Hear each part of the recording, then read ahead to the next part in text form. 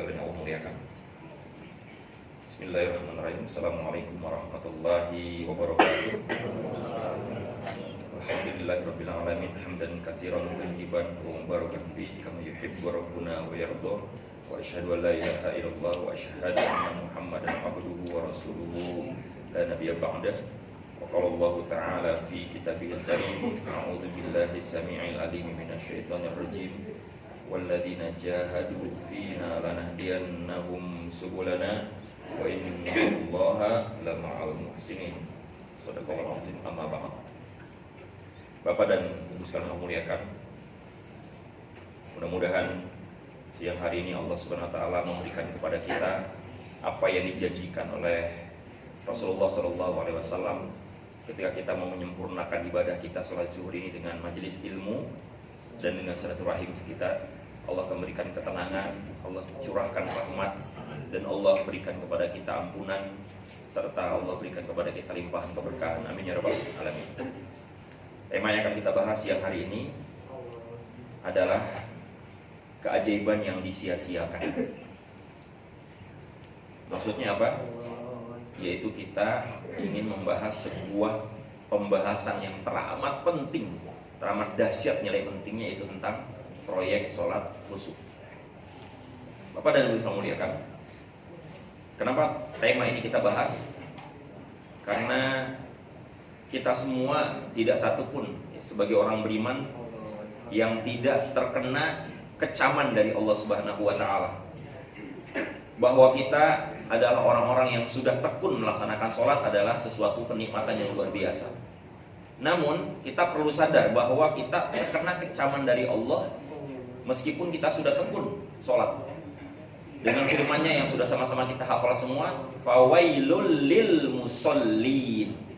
Celakalah orang-orang yang sholat. Tentu saja logikanya bukan berarti kalau gitu buat apa sholat? Yang sholat aja kena kecelakaan, dilaknat. Maksudnya adalah supaya kita berpikir bahwa sholat kita harus menjadi sholat yang dikehendaki oleh Allah Subhanahu wa ta'ala. Seperti apakah sholat yang dikehendaki oleh Allah? Inilah yang mau kita bahas. Kenapa kita membahas tema ini? Kan karena kita tidak ingin termasuk orang-orang yang dikecam oleh Allah, yaitu orang-orang yang alladzina hum an sholatihim sahun, orang-orang yang sholatnya itu lalai. Dan kata para ulama, kalau kita buka kitab-kitab tafsir, lalai di sini bukan hanya lalai dalam pengertian amaliyahnya, yaitu misalnya tidak dikerjakan sama sekali, atau kalau dikerjakan bolong-bolong, ya, atau sampai ke level yang tinggi, yaitu adalah kalau sampai udah tekun sholat tapi lalai dari makna sholat, lalai dari kekhusyuannya. Demi Allah, kita semua akan terkena kecaman ayat itu. Dan karenanya kita harus betul-betul memiliki kesungguhan, memiliki dorongan yang kuat untuk memperbaiki kualitas sholat kita. Bapak-bapak dan Ibu yang muliakan, setiap kita ini punya dorongan yang besar, punya dorongan yang kuat untuk mengalami peningkatan di dalam hidup kita. Tanpa terkecuali. Dalam urusan sekecil apapun kita punya hasrat yang besar agar kita selalu meningkat, lebih baik. Betul gak? Contohnya apa? Kita ingin mengalami peningkatan dalam karir, pangkat, jabatan, golongan. Betul gak? Tidak ada satupun di antara kita yang pengen stagnan. Pangkatnya di situ-situ aja, karirnya mentok di situ-situ aja, gak mau kan? Maka segala cara akan kita lakukan, berusaha memperbaiki kinerja agar kita tuh mengalami peningkatan. Begitu juga dalam urusan yang lain, dalam pendidikan misalnya. Banyak di antara kita yang mungkin sudah pendidikannya ditempuh pada tingkat tertentu, pengen nambah lagi S2, S3 dan seterusnya. Supaya apa? Meningkat juga nanti golongannya, pangkatnya, jabatannya, dan otomatis hanya meningkat apa? Meningkat penghasilannya. Dalam kehidupan yang lain misalnya kita ingin meningkat dalam urusan rumah, yang tadinya rumahnya ngontrak, pengen punya sendiri, sudah punya rumah sendiri, pengen punya yang lebih besar. Yang tadinya nggak punya kendaraan, pengen punya kendaraan. Kita punya dorongan, keinginan, hasrat yang besar untuk lebih baik, meningkat. Dan itu yang terjadi dalam kehidupan kita selama ini. Tapi satu hal yang perlu sama-sama kita bisa jujur, kita belum sungguh-sungguh punya hasrat yang besar untuk mengalami peningkatan dalam hal yang sangat vital dalam hidup kita, yaitu urusan agama kita. Dan di antara urusan yang terpenting dalam agama kita adalah sholat. Sudahkah sholat kita betul-betul menjadi sholat yang dikehendaki oleh Allah, yaitu sholat yang khusyuk? Sekarang sama-sama kita tengok sederhana, bahan refleksi buat saya dan kita semua. Sudah berapa puluh tahun kita sholat? Sudah berapa ribu kali kita sujud? Berapa ratus ribu kali kita sujud? Pertanyaannya adalah, siapa di antara kita, ini jawabannya cukup kita jawab dengan hati masing-masing, termasuk pertanyaannya buat saya, siapa di antara kita yang sudah betul-betul hari gini, sesudah puluhan tahun sholat, sudah ratusan ribu kali sujud, yang sudah betul-betul 100% hafal makna arti bacaan sholat? Jawab masing-masing. Satu persatu, kata per kata, kalimat per kalimat, dari seluruh bacaan sholat kita sudah hafal maknanya.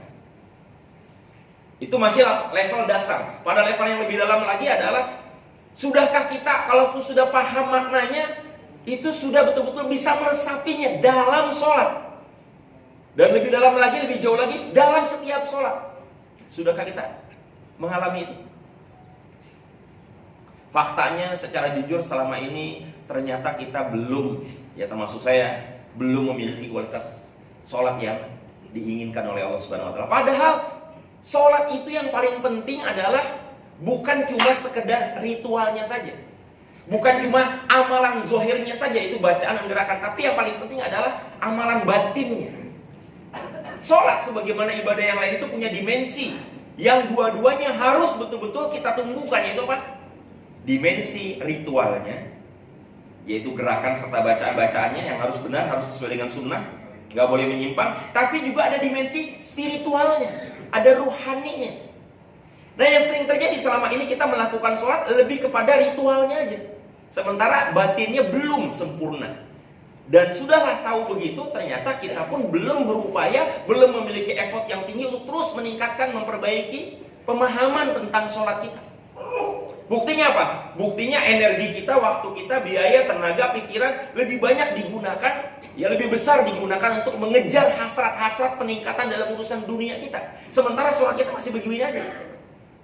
Makanya tadi pertanyaan yang sederhana tadi sungguh menampar hati saya. Ya, hari gini sudah puluhan tahun sholat, jangan-jangan kita belum ngerti, belum paham arti bacaan sholat seluruhnya 100%. Dan kemudian memahami artinya. Coba cek. Ya, kita tes, tentu saja tes dengan diri sendiri. Seberapa kita sudah memahami makna-makna bacaan sholat dan gerakan-gerakan sholat. Bapak dan Ibu yang muliakan, karenanya dengan izin Allah, mudah-mudahan dari pertemuan kajian hari ini kita memperoleh energi, dorongan untuk terus, ya targetnya hari ini kita punya dorongan untuk belajar memperbaiki kualitas kekhusyuan sholat kita. Nah, Bapak dan Ibu yang muliakan, kita ingin coba lihat dulu supaya ini juga kita betul-betul bisa mempunyai bukti ya, untuk kita belajar lebih dalam tentang kualitas kekhusyuan sholat kita selama ini. Ya, saya pernah menyampaikan kalau nggak salah di forum ini juga, cuma untuk mengingatkan kembali biar kita konteksnya pas dengan tema kajian kita. Kalau kita betul-betul sholatnya sudah khusyuk, indikatornya apa? Indikator sholat kita khusyuk yang paling sederhana adalah apa? Apa indikatornya? Kita akan menikmati sholat. Dan sebaliknya, sholat yang belum khusyuk, indikatornya apa? Indikatornya sama, sebaliknya, yaitu belum bisa menikmati sholat itu. Nah sekarang, apa tanda-tanda orang yang sholatnya belum khusyuk dan belum bisa menikmati? Apa tanda-tanda orang-orang yang belum bisa menikmati sholat, belum khusyuk dalam sholatnya? Apa tandanya? Apa tandanya, Pak? Bu? Hah? Apa tandanya? Orang kalau sesuatu nggak nikmat itu pengennya gimana? Pengennya buru-buru, cepat-cepat selesai, betul? Nah, mari sama-sama kita jujur menengok ke diri kita sendiri, merefleksikan ke diri kita sendiri dengan jujur. Jangan-jangan masih ada dorongan dalam bawah sadar kita, sholat itu kita ingin cepat-cepat. Contoh, ini buat refleksi aja ya. Siapa di antara kita yang pernah mengalami dan merasakan ketika sholat berjamaah, yang sholat itu ya khususnya dalam sholat berjamaah yang imamnya membaca bacaan yang dijaharkan. Ketika imam selesai membaca ayat waladdallin amin, ya, kemudian kan biasa imam diam tuh. Nah, siapa di antara kita yang pernah dalam diamnya imam itu muncul suara dari dalam batin, Seolah-olah suara itu berbunyi begini. Baca apa nih? Baca apa nih? Baca apa nih? Nebak-nebak kira-kira baca apa imam? Ya. Mudah-mudahan gak ada ya yang mengalami kayak gitu. Tapi ketika imam membaca ayat, mulai bunyi kalimat pertama, dan ayat itu adalah ayat yang sudah familiar di telinga kita. Kita hafal, kita tahu berapa panjangnya, berapa durasinya. Misalnya imam membaca ayat favorit kita, Qul huwallahu ahad. Itu ada perasaan senang. Tahu deh, karena cuma sebentar pasti. Tapi ketika imam membaca ayat yang asing di telinga kita, atau kalaupun kita sudah tahu, dan kita tahu itu ayat yang panjang, ayat yang durasinya banyak, panjang. Misalnya imam membaca ayat Rabbul masyriqaini wa Rabbul maghribain. Baru kalimat pertama muncul langsung ada perasaan. Alam bawah sadar kita memunculkan perasaan, aduh, kayaknya panjang urusannya. Siapa yang pernah ngerasain kayak gitu?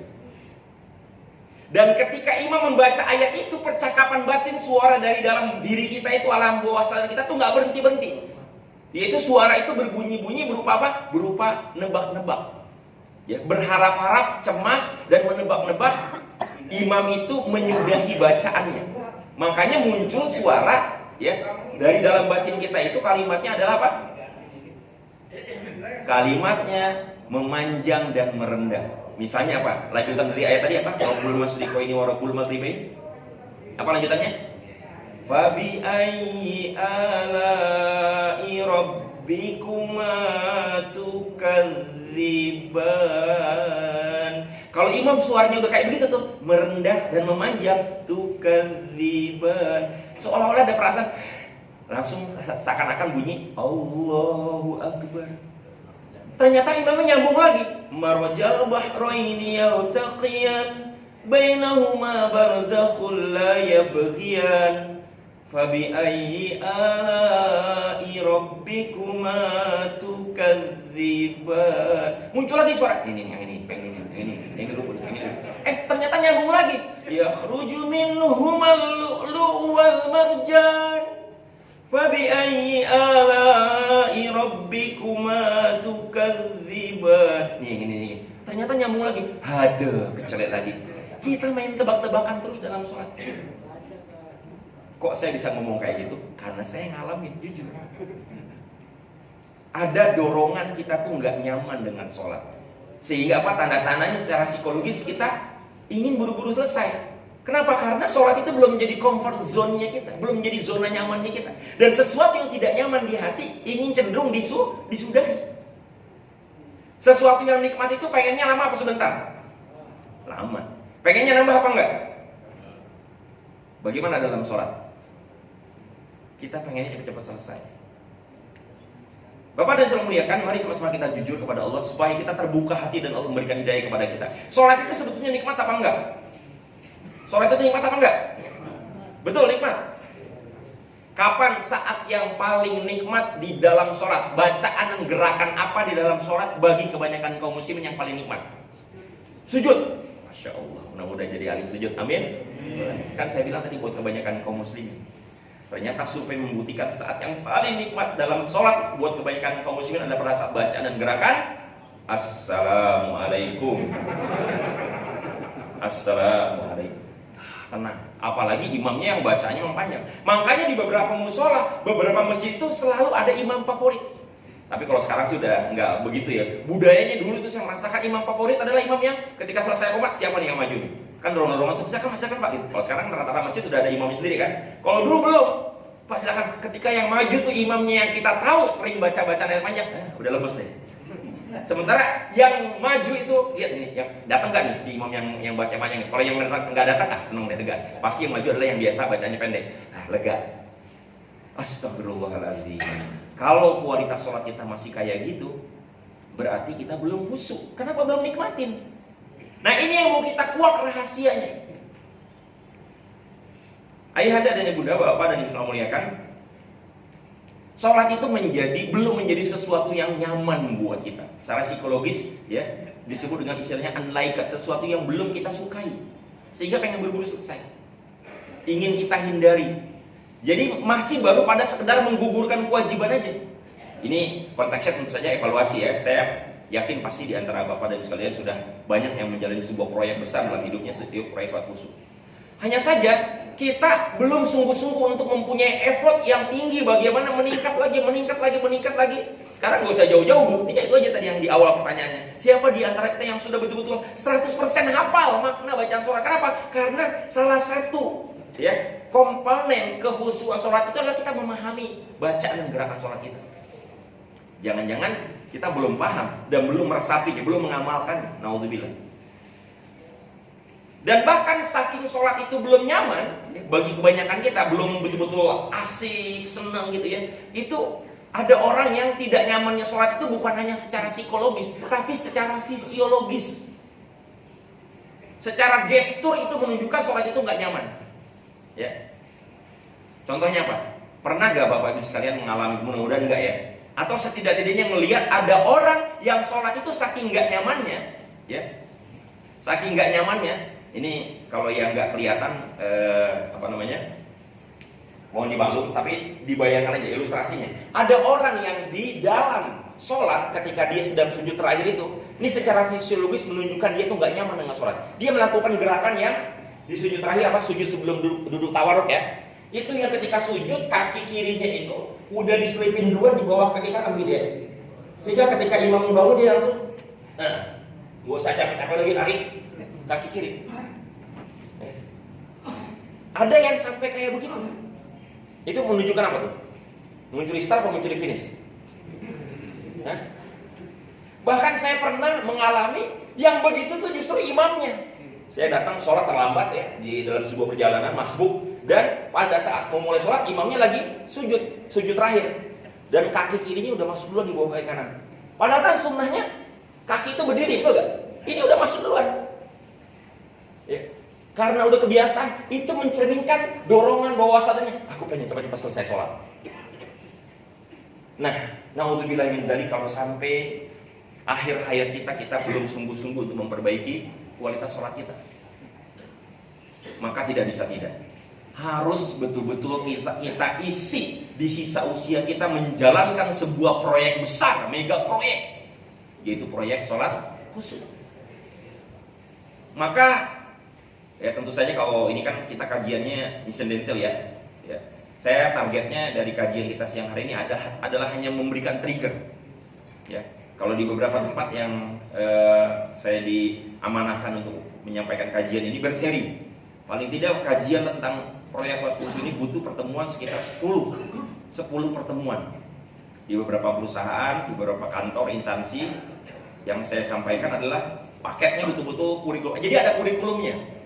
Nanti saya juga siapkan modulnya, tapi tidak mengapa. Di sini ya targetnya adalah trigger. Ya, tapi kalau butuh modulnya nanti saya kasih. Nanti saya kasih ke DKM. Jadi kita punya modul, yang modul-modul itu satu persatu tuh digali, dikupas, ditadaburi setiap kata demi kata, kalimat demi kalimat dari bacaan sholat. Dan bacaan sholat itu sudah dipenggal-penggal. Kan kalau kita tahu kan ada Al-Quran yang terjemahnya per kata kan, tafsir per kata, ya, per kata. Nah ini bacaan sholat apa? Mulai dari takbiratul ihram, doa itu dipenggal-penggal, terjemahnya per kata, sehingga kita mudah memahami kalimat ini artinya apa, maknanya apa, dan kita tadaburi. Dan kemudian kita install. Dan tidak sulit kalau sekarang kajiannya juga sudah banyak di online, di YouTube dan lain-lain. Tapi poinnya adalah bagaimana kita punya effort yang sungguh-sungguh untuk tidak menyia-nyiakan sholat. Makanya judulnya apa? Keajaiban yang sering kita sia-siakan. Kita sering menyia-nyiakan sholat, ya, dalam arti kita nggak pernah sungguh-sungguh memahami apa kandungan sholat yang sesungguhnya. Buktinya apa? Sampai hari ini secara lebih dalam lagi buktinya ya. Bagaimana kita belum sungguh-sungguh menjadikan sholat itu sebagaimana yang dikehendaki oleh Allah untuk menjadi pintu pertolongan kita, apa? Belum banyak di antara kita yang membiasakan dalam kehidupan sehari-hari untuk sholat sunnah. Sholat sunnah. Kenapa? Karena orang-orang yang biasa sholat sunnah dengan orang-orang yang tidak biasa sholat sunnah, ternyata kalau kita mau hitung-hitung dahsyat banget, jauh perbedaannya. Kita lihat ilustrasinya misalnya. Ya. Kalau kita sudah terbiasa sholat wajib 17 rakaat dalam satu hari, ya, berarti dalam satu tahun berapa? Katakanlah kita buletin misalnya biar gampang hitungin 20 rakaat dikali 1 tahun 365 berarti berapa? 7.300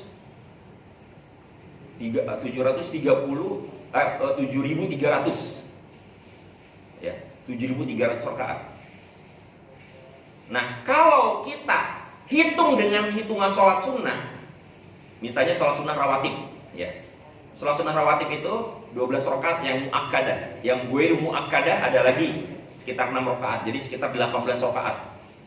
Sekarang kita hitung gak usah 12 rakaat deh, 10 rakaat aja. 10 rakaat yang kita lakukan sholat itu tiap hari, maka dalam 1 tahun sudah 3.600, betul ya? 3.650, betul gak? Kalau 10 rakaat ya. Sekarang kalikan dengan 10 tahun dari usia keislaman kita sejak balik, berarti 36.500 kali, betul ya? Ini kalau ngomong di depan orang-orang keuangan ini saya jadi grogi nih, yang jago ngitung kita semua nih. Itu baru 10 rakaat dikali 10 tahun dari usia keislaman kita udah kehilangan. Ini kalau yang nggak biasa sholat sunnah ya, yang cuek habis sholat kabur, nggak pernah sholat sunnah. Kalau kita tambah dengan sholat sunnah yang lain, yaitu apa? Sholat sunnah tahajud, sholat tahajud 11 rakaat idealnya. Tapi kita ambil yang paling gampang, misalnya 5 rakaat.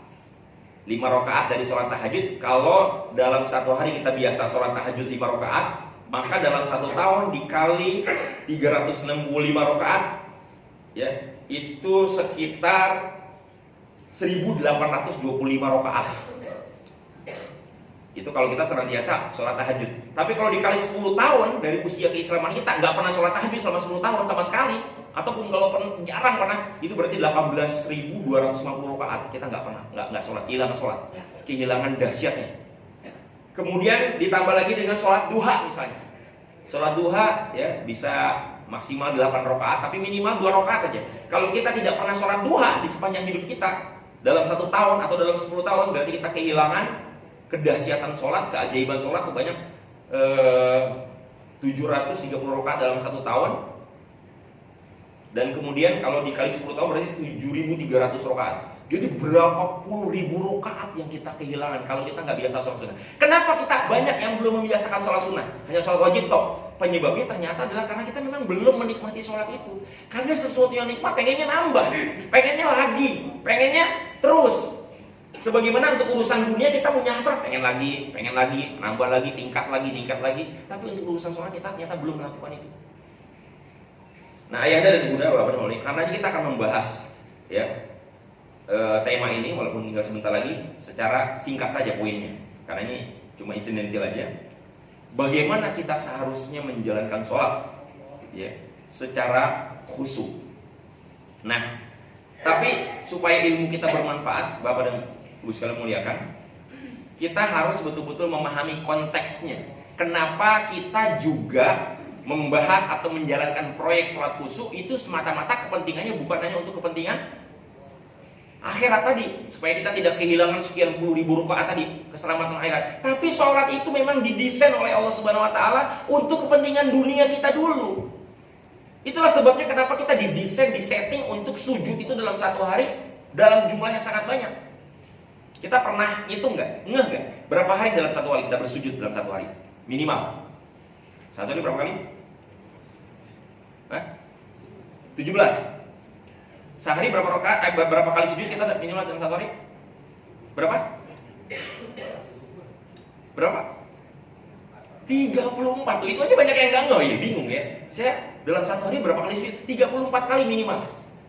Tapi karena ya apalagi nih kelihatan dari wajah-wajahnya nih terpancar ahli-ahli sujud, ahli-ahli tahajud, ahli-ahli duha nih, soal ahli rawatib, lebih dari 34 kali dalam 1 hari. Standar mukmin yang baik itu bukan cuma 34 kali dia sujud dalam 1 hari, tapi ya kita nggak sempat punya waktu untuk ngitungnya. Tapi saya pernah ngitung itu minimal 72 kali sujud. Apa rahasianya Allah sampai nyuruh kita sujud dalam 1 hari itu sampai 70 kali? Dan nggak ada agama pun satupun di muka bumi ini yang seperti Islam. Maksudnya apa sih? Ada kedahsyatan yang luar biasa dan kita belum menggali itu. Makanya kita perlu memahami konteks kenapa kita perlu membahas proyek sholat khusyuk ini. Kenapa? Karena konteksnya kita butuh pertolongan Allah juga untuk urusan dunia. Apa di antara kebutuhan kita, pertolongan yang kita butuhkan? Yaitu kita butuh agar kita, terutama ya di akhir zaman ini, ya kita hubungkan dengan pembahasan kita pada pertemuan yang sebelumnya, kita butuh ditolong oleh Allah Subhanahu Wa Taala agar kita tidak terkena fitnah akhir zaman. Kita sudah pernah bahas materi ini sebelumnya, ya, masih ingat Bapak-bapak? Akhir zaman ini adalah saat-saat dimana penuh dengan fitnah, ujian musibah, ujian rumah tangga, ya, ujian pribadi, ujian macam-macam luar biasa, ekonomi, politik. Ya makanya, ya kita sering menyebut akhir zaman ini, anak-anak milenial sekarang menyebutnya sebagai zaman apa? Zaman now. Tapi buat kita orang-orang beriman, demi Allah kita harus punya konsep dan punya nilai menyebut akhir zaman ini. Nggak boleh ikut-ikutan nyebut zaman now, tapi harus lengkap zaman Nauzubillah. Zaman dimana kita harus semakin berlindung kepada Allah Subhanahu Wa Taala. Kenapa? Karena memang fitnahnya luar biasa mengerikan. Dan ini pembahasan kita pada pertemuan yang lalu, ada begitu banyak bencana yang sangat mengerikan. Kalau yang kita bahas dalam konteks kajian ini adalah kita membahas tentang gempa. Masih ingat kan? Saya tampilkan videonya, luar biasa mengerikan sekali gempa di Palu itu, ada likuifaksi. Bahkan pada pertemuan yang lalu kita membahas tentang apa? Banjir kan? Masih ingat pertemuan bulan yang lalu? Saya ingat tanggal 7 Januari, itu habis terjadi banjir besar. Nah, ternyata ketika kita ngomongin tentang bencana-bencana yang mengerikan itu, penyebabnya adalah, yang harus kita pahami adalah bahwa Allah Subhanahu Wa Taala mengirimkan bencana itu, ya, bukan tanpa maksud. Perhatikan baik-baik firman Allah Subhanahu Wa Taala berikut ini, ya, di dalam surat Al-Isra. Penyebab Allah mengirimkan bencana-bencana yang mengerikan itu adalah karena apa? Ada kedurhakaan. Makanya Allah kirimkan bencana gempa, banjir, longsor dan sebagainya. Allah perintahkan bumi ini berguncang. Nah, secara cepat saya ingin lempar kepada pertanyaan yang paling pokok. Kedurhakaan apakah yang membuat Allah mengundang bencana tersebut, mendatangkan bencana ini? Dan di antara kedurhakaan yang sangat mengerikan itu adalah apa? Merebaknya perzinahan. Dan ini sudah kita bahas pada pertemuan yang lalu, bagaimana perzinahan begitu merajalela sampai terjadi di mana-mana sekarang booming terjadinya perzinahan. Habis-habisan perzinahan ini merajalela di mana-mana. Secara cepat perhatikan baik-baik bagaimana perzinahan itu menimpa lembaga pendidikan di mana anak-anak kita ada di sana. Ya. Anak SD, anak SMP, ya. Semuanya banyak yang di berbagai daerah bahkan. Mereka bahkan melakukannya berani di toilet masjid, di atap masjid, dalam masjid ini kan. Udah gak pandang lagi, ada semacam meledakan libido syahwat, libido seksual di akhir zaman ini yang sangat mengerikan. Melibatkan berbagai kalangan, berbagai profesi. Bahkan luar biasa profesi yang juga tidak kalah pentingnya yang menjadi pelaku adalah siapa? Ini saya tampilkan buktinya, yaitu para perancang hukum syariat juga melakukan itu. Jadi bayangin kalau orang-orang kiai, ustadz aja udah luar biasa, ya, menjadi pelaku seksual secara haram, itu berarti sudah sangat mengerikan. Dan waktu itu saya sudah bahas penyebabnya apa, kenapa perzinahan itu merajalela. Bahkan perzinahan itu menyebabkan sampai kepada munculnya pembunuhan di mana-mana. Di antara pembunuhan yang sangat marak adalah pembunuhan berupa aborsi. Ya, perhatikan ini yang sudah kita bahas pada pertemuan yang lalu, ya, mengerikan banget.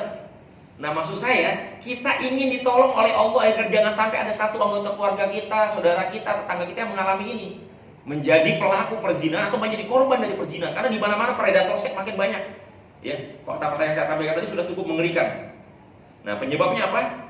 Ternyata penyebab dari subuhnya zina itu adalah apa? Pornografi. Dan penyebab suburnya pornografi adalah apa? Apa penyebabnya? Sesuatu yang ada di tangan kita dan di tangan anak-anak kita, yaitu apa? Gadget. Ini sudah menjadi masalah serius, masalah besar. Bahkan WHO sudah menyatakan problem dunia. Kenapa? Karena memang dia mempesona. Begitu mempesona membuat orang akhirnya tidak lagi peduli. Orang tuh jadi dangkal agama, kan asik menikmati hiburan, menikmati kesenangan dengan gadget. Dia udah gak peduli lagi dengan lingkungan, apalagi dengan agama. Mereka sudah makin asik dengan kesibukannya begini. dalam lingkungan umum, begitu juga dalam lingkungan keluarga. Ya, antara dulu dengan sekarang beda. Dulu ada kehangatan, sekarang udah kayak begini. Nah, maksud saya, kita perlu betul-betul menyiapkan sebuah proyek besar agar kita tuh terlindung.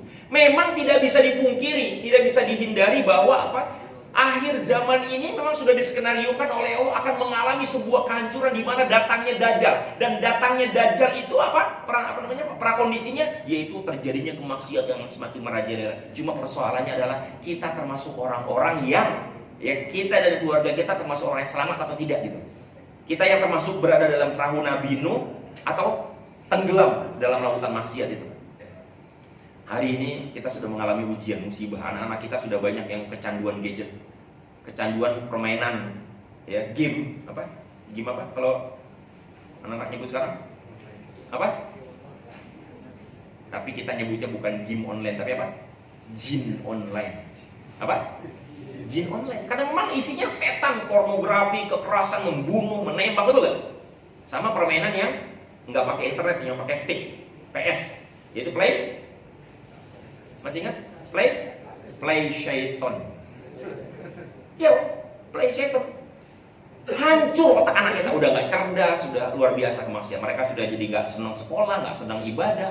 Luar biasa ngerinya zaman ini. Nah, kita butuh sesuatu yang membuat kita selamat dan keluarga kita.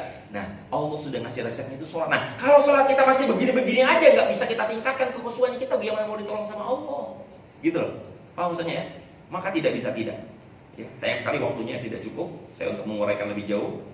Ya, tapi ini seperti yang saya bilang di awal, targetnya adalah ini hanya menjadi trigger. Galilah pemahaman dan pemaknaan serta penghayatan sholat sedalam-dalamnya, ya, dari narasumber-narasumber yang bisa dipercaya. Ustaz Adi Hidayat, itu banyak kajian, Agim, Abu Sangkan, itu aja sih targetnya. Hari ini jangan sampai kita biarkan hidup kita tuh stagnan gitu loh. Pemahaman dan penghayatan sholat serta pengamalan sholatnya belum sampai, udah begitu-begitu aja, nggak pernah meningkat. Kita nggak akan bisa ditolong sama Allah. Kenapa? Janji Allah bicara tentang sholat ini adalah ya ayyuhalladzina amanu sta'inu bis-sabri was-shalah. Innallaha ma'as-sabirin. Sholat yang bisa nolong kita.